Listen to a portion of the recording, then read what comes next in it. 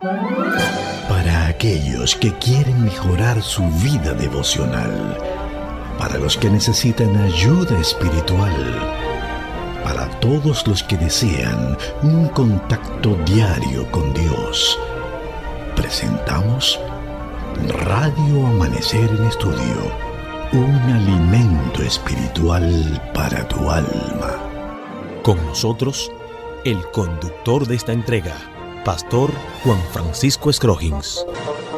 Señores, continuamos adelante en la presentación de Radio Amanecer en Estudio. Estamos en la fase final de la lección número 11.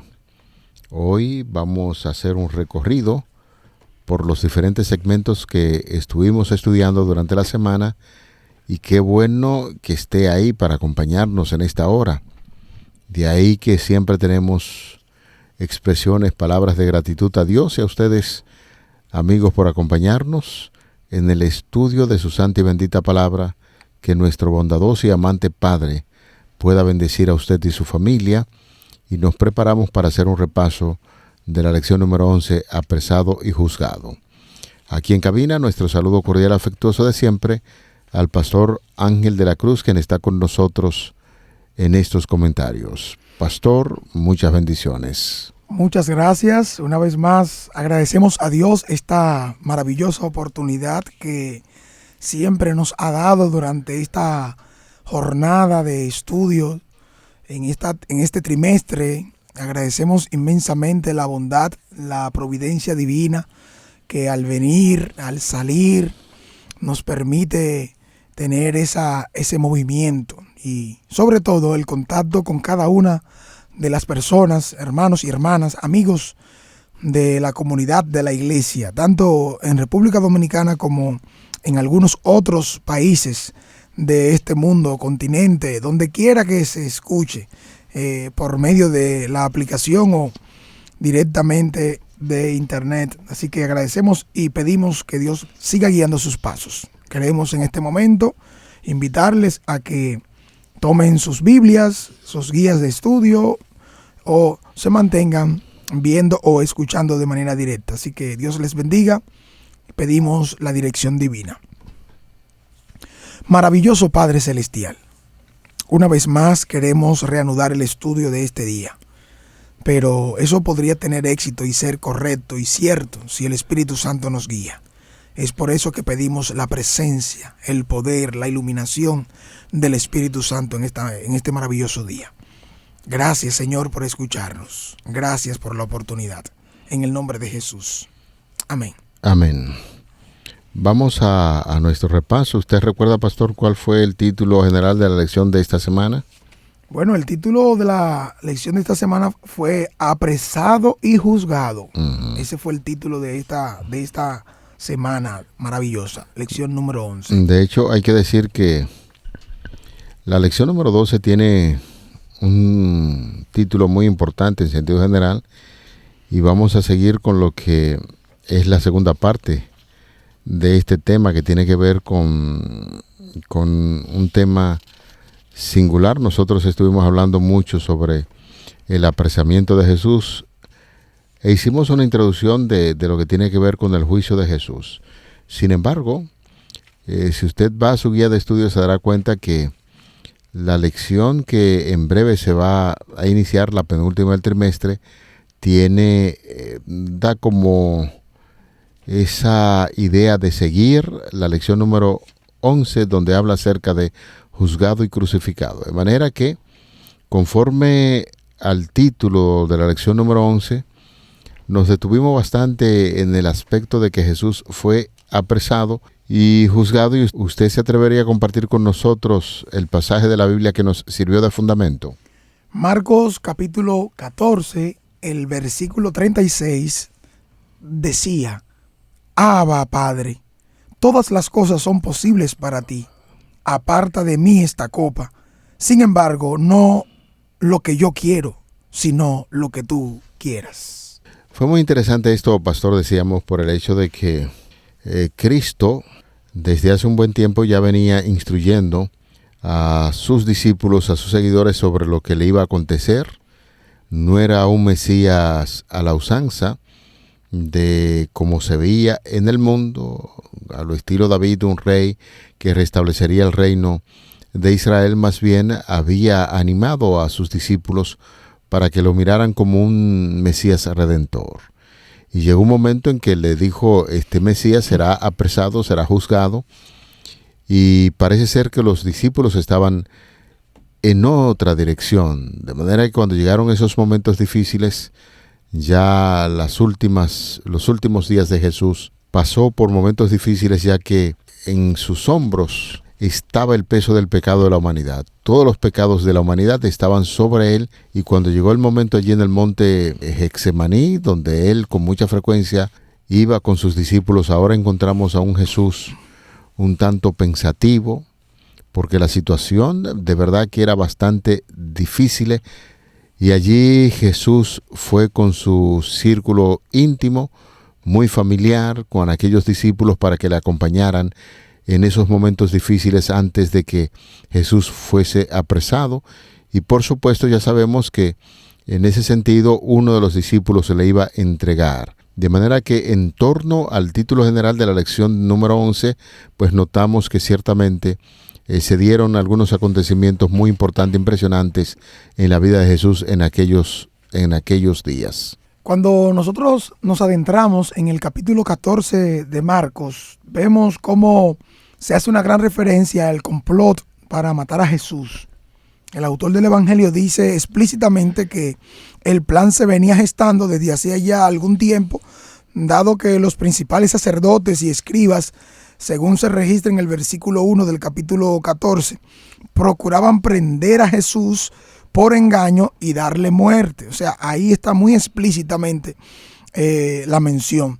Entonces, de esta manera veíamos cómo el deseo de los enemigos de Jesús era quitarlo de medio, dándole muerte para que de una manera sin adquirir su siniestra forma, empezó a gestarse y a trabajarse eso desde muy temprano. En Marcos 14, en esta semana vimos cómo los acontecimientos de la traición de Jesús y su condena por parte de los líderes religiosos se dio en base a una misma estructura que viene presentando Marcos desde el principio con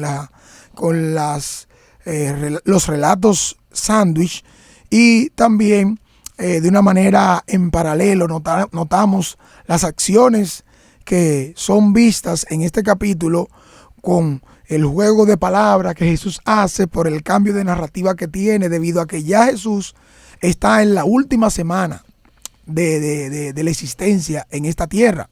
Por eso ya estos 6 capítulos de manera específica de Marcos se concentran en la última semana de Jesús, y específicamente este capítulo ahora aborda los últimos momentos que Jesús, que son 2 o 3 días en los que se muestran cada uno de estos acontecimientos, según lo vimos con más detalle durante esta semana. Por eso analizamos esos 3 acontecimientos importantes en los últimos días de la vida de Jesús, que fue la unción de Jesús con un perfume costoso, según vimos, el abandono de Jesús por parte de Pedro y los discípulos, así como el sufrimiento de Jesús como cumplimiento directo de la profecía, según se mostró cuando llegó a sudar grandes gotas de sangre, a manera de una representación directa de lo que era el sufrimiento agónico que Jesús experimentó previo o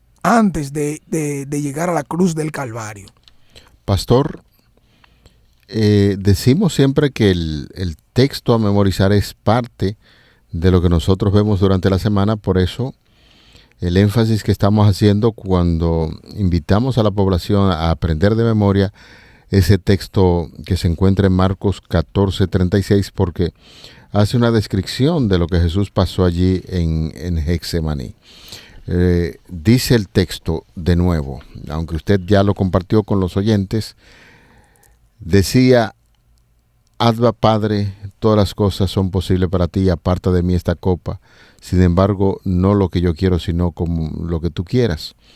Para hablar de un Jesús que estaba siempre dispuesto a someterse a la voluntad de su Padre, y que en ese lugar de Getsemaní Jesús pudo morir con la presión emocional que tenía y la carga del pecado, todo el pecado de la humanidad, estaba sobre sus hombros y Jesús entendía la gran responsabilidad que pesaba en esa gran decisión de mantenerse fiel al Señor. ¿Y de qué manera lo hizo? Orando, conectándose con Dios, hablando con su Padre para que le diera fuerza en ese momento.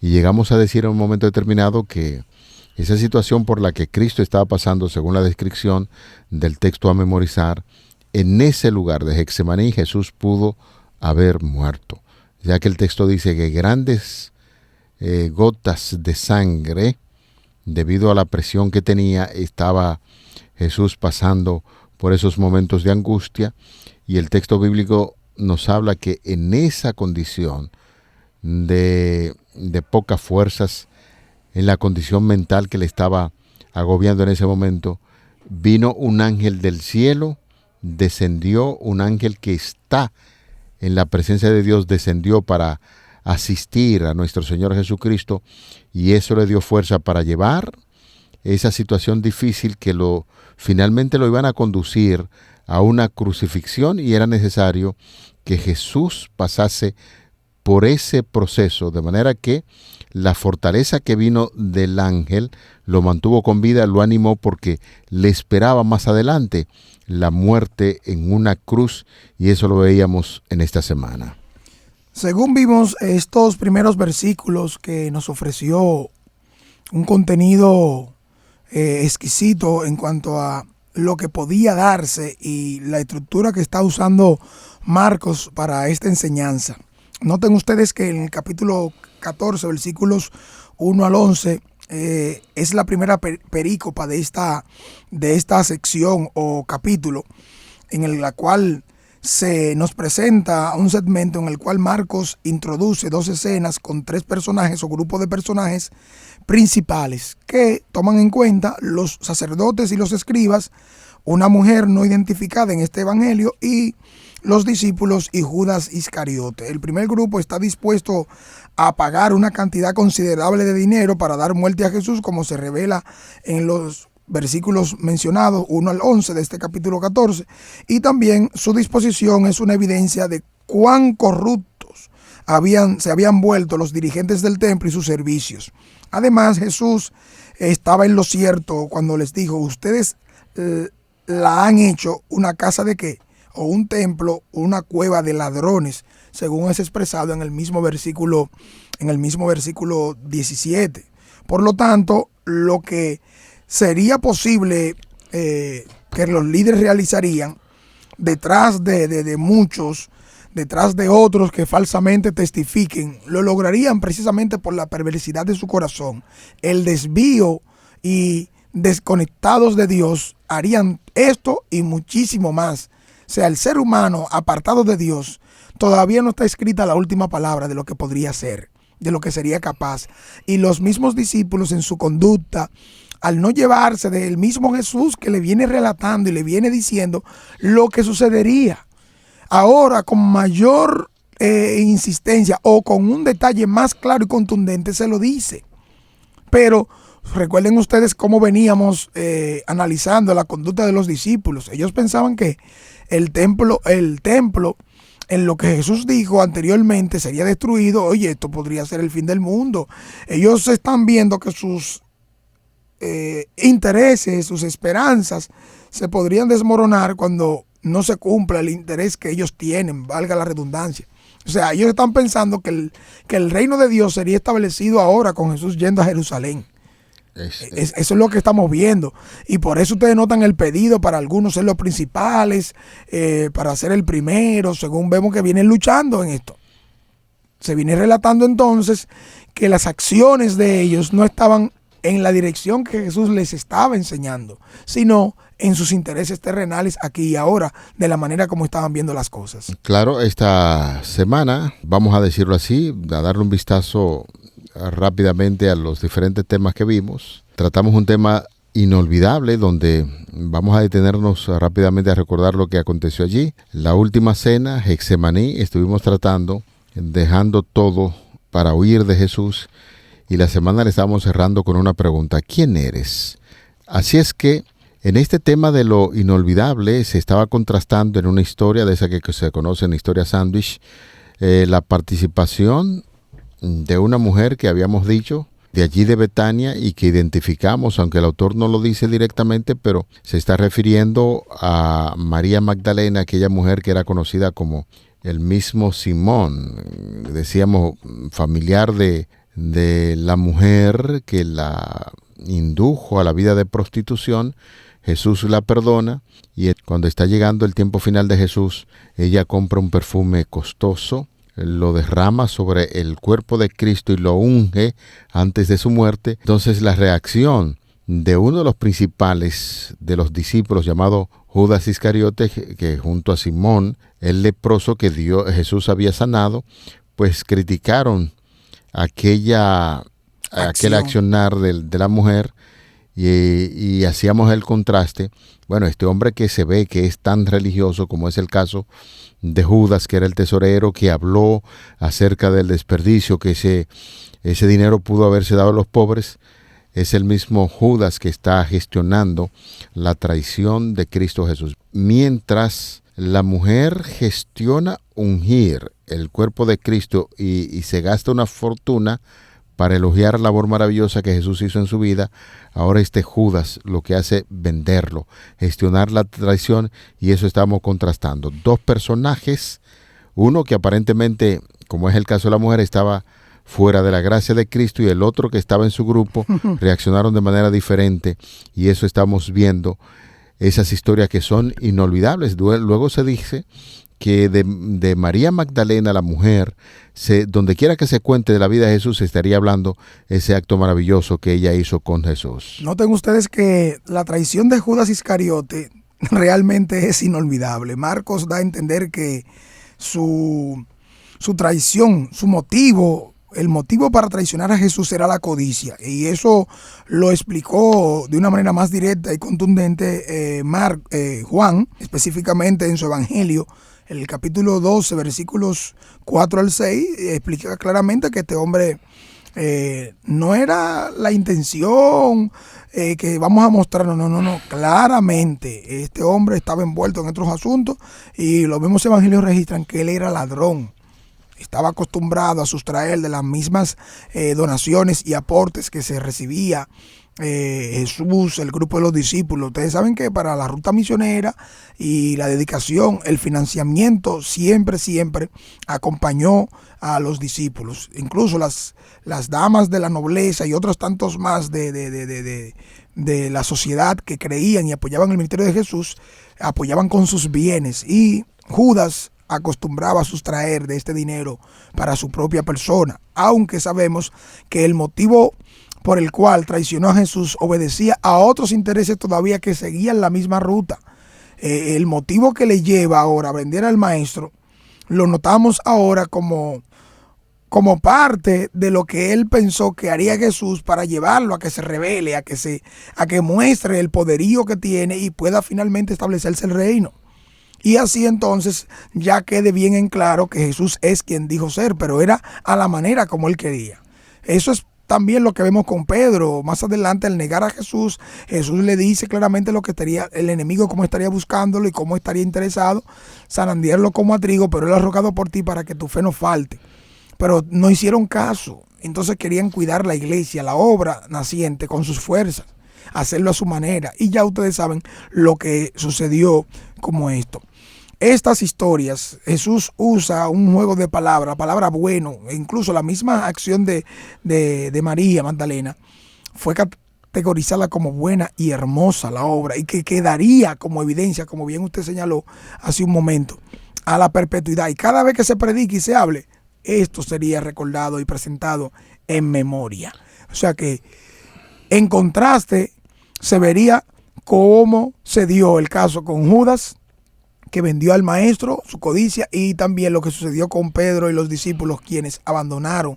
En el caso de Pedro, cómo lo negó directamente en las diferentes fases y clasificaciones que se muestra su negación de él, su negación de estar con el grupo, así como él mismo despersonalizarse, ahora no conocer, si querer engañar que no es de tal o cual lugar para que no se le relacione con el maestro. Y vimos cómo vilmente traicionó y negó a su amado maestro. Veíamos en esta semana el término de la última cena, Y como hace relato bíblico que se encuentra en Marcos 14, del 22 hasta el 31, hacíamos un fuerte énfasis cuando Jesús habla a sus discípulos ya definitivamente de lo que iba a significar su sacrificio, cuando él dice que tomó pan y bendijo y lo partió y les dio diciendo: tomad, este es mi cuerpo. Y tomando la copa y bebiendo, dando gracia, les dio y bebieron todos ellos, y le dijo: esto es mi sangre del nuevo pacto, que por muchos es derramada, y de cierto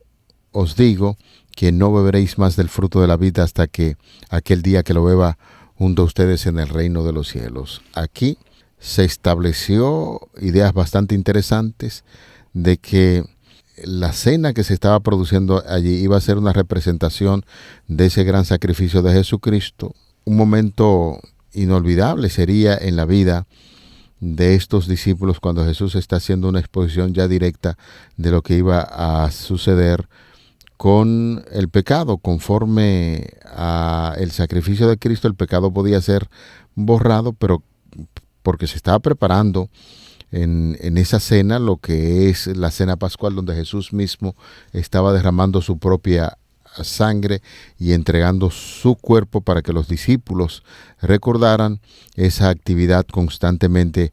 Y un punto muy importante, le dijo: cada vez que ustedes hagan una actividad como esta, deben de recordar que un día la vamos a tomar esta cena en el reino de los cielos. Y allí se habló acerca del sacrificio de nuestro Señor Jesucristo. Ese énfasis que se hacía de una manera directa en este día con respecto a la última cena, Jesús aprovechó y estableció su cena del Señor. Este elemento conmemorativo en el servicio que se presentó es alusivo directamente a lo que ocurre en la mención que hace Éxodo, capítulo 24, versículo 8. Noten ustedes que allí Moisés rocía al pueblo con la sangre de los sacrificios y le dice: esta es la sangre del pacto que el Señor ha hecho con ustedes acerca de estas cosas. En ese mismo contexto, ustedes notarían cómo ahora no hay mención de cordero en la cena, en la última cena. Y probablemente esta omisión se deba para que haya un énfasis directo en que el cordero que moriría, que estaría sustituyendo, sería Jesucristo mismo, quien posteriormente, en breve instante, en breve momento, moriría por toda la humanidad. Jesús sería el cordero y su sangre sería derramada. Siempre hay un paralelo de expresiones que conllevan el entendimiento de la entrega por completo de Jesús. Su cuerpo es representado en el pan ácimo chato que se usaba sin levadura para el momento de la Pascua. Es el mismo contexto ahora porque está todo purificado y explicábamos bien el significado de lo que es servicio de comunión, lo que es Santa Cena, lo que es Cena del Señor. En el contexto pascual todo se purificaba, todo se limpiaba. Era una ocasión en la cual no podía haber presencia de lo humano como parte de la garantía o de la liberación o salvación del pueblo. Quien libertó al pueblo de la esclavitud de Egipto con mano fuerte y poderosa fue Dios mismo. El mismo Jesucristo hizo esta labor, y asimismo también sería quien libertaría al pueblo a través de su muerte. El aspecto redentivo y salvífico de este tipo de acciones es lo que consuma que el cuerpo de Cristo y la sangre sería derramada y entregada para que todos, en el simbolismo de estas acciones, toda la humanidad siempre recuerde que Jesús murió una vez y por todas para salvarnos y darnos redención y vida eterna. Finalmente, y vamos a tratar de unir los diferentes temas ya con los detalles finales sobre lo que aconteció allí en el Getsemaní, cuando se produce también la cena, todo eso. Y al recibir estas declaraciones, Pedro se dio cuenta de que esto iba a acontecer en la vida de Cristo Jesús.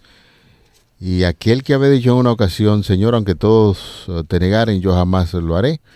Entonces, en el momento del juicio, cuando Jesús es apresado ya y se lleva al momento del juicio, cuando se señala a Pedro como uno de los discípulos, empezó a cambiar su lenguaje, su actitud, y dijo: no, yo no conozco a ese hombre. El primer encuentro con una mujer, dice: no, bueno, si tú no lo conoces, ¿qué vamos a hacer? Si tú estabas allí, no lo conozco.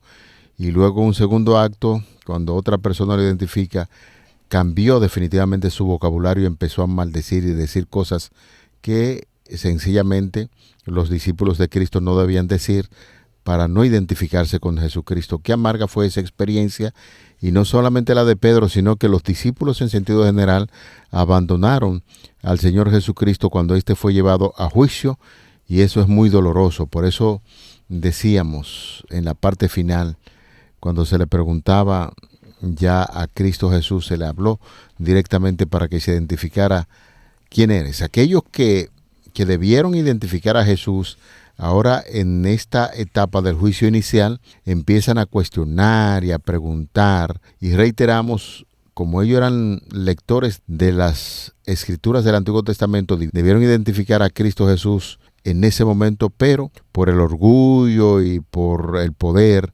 decidieron ignorar todo lo que las Sagradas Escrituras decían acerca de Cristo Jesús, y allí dieron una sentencia para que Jesús definitivamente fuera a la cruz. El tema del juicio lo veremos más adelante, porque quisiéramos ir cerrando con esa parte, pues tenemos en la lección número 12, en la parte de introducción, muchos detalles acerca de ese juicio que se le hizo a nuestro Señor Jesucristo. Es necesario que podamos hacer una comparación entre la conducta de Judas y de Pedro, para que veamos en qué se parecían y en qué se diferencian a la luz de la manera como ellos actuaron. De una manera muy específica podemos nosotros reflexionar cuándo nos estamos comportando como Judas y cuándo nos estamos comportando como Pedro. En qué accionar de nuestra vida diaria también estamos cumpliendo con esas cosas, en decisiones que no son las más acertadas, que representan a un hombre o una mujer de Dios, que deben estar identificadas, más que con la traición y el abandono del maestro, con un compañerismo que nos lleve a representar el amor de Dios en nuestra vida. Además del significado que tiene la Cena del Señor, la Santa Cena, ese momento especial señalado por Dios al que venimos como un punto de partida, desde donde iniciamos desde cero, renovando el pacto que antes hicimos con el Señor, no como un punto de llegada. Nadie es digno, el único digno es el Señor, y ha provisto para nosotros en el pacto que hizo su sangre expiatoria para cada uno de nosotros. Reflexionemos en eso, además de pensar en cuando Dios le dijo no a Jesús. En ese momento, cuando si es tu voluntad que pase de mí esta copa, pero que no sea como yo quiero, sino como tú quieras.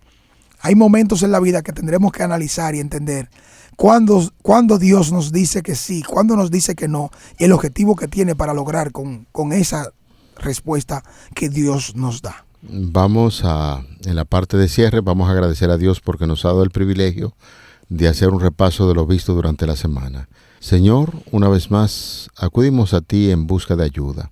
Somos débiles, y qué bueno es que nos ha dado el privilegio de reflexionar en esos últimos días acerca del gran sacrificio que hiciste por la humanidad. Vivimos con esperanza por ese sacrificio, y ayúdanos siempre a mantenernos conectados con la fuente de vida, que es Jesucristo, quien intercede por nosotros en el reino de los cielos. Continúa guiando estos estudios, te lo pedimos en el nombre de Jesús. Amén. Amén. Para aquellos que quieren mejorar su vida devocional, para los que necesitan ayuda espiritual, para todos los que desean un contacto diario con Dios, hemos presentado Radio Amanecer en Estudio, un alimento espiritual para tu alma.